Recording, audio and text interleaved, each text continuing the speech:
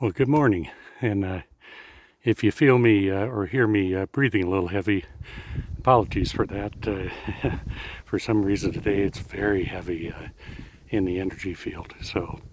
And that's where, God asked me to share a message that might make someone understand, how their life is. For any of us that have felt like we're not accepted by the public, or maybe a little strange because we like to do what I call the hermit mode, and that we enjoy being out in nature. We don't need a ton of people in our lives. But, society, makes us connect to a phone and make sure that we're connected to everybody, and, just full access from, for anybody to come in and get in our energy field. And we're having to learn as we go the boundaries that we need to set up.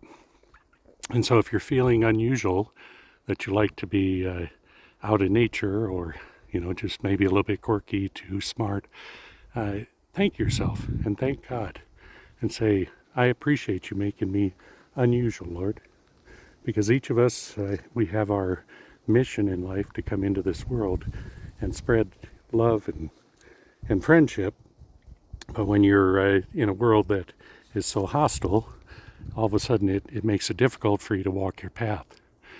So I've chosen myself to move away from all the toxicity that I had in my life, and head out and enjoy early retirement, and living pretty minimal so that I can just enjoy each day. And if I find that there's a steak place that I want to go have, or maybe like we're getting ready to go to Maine to have some lobster, I can afford that. So we travel in a small vehicle that we do just fine.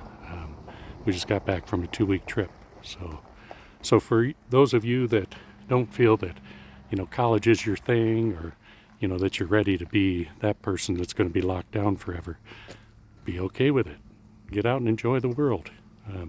We used to call them hippies back in our day, but in my world, I consider it a spiritualist, because trust me, if you didn't believe in God, you will find God, or your interpretation of God. So if you like this, pass it on to somebody that might need it. Join the crowd.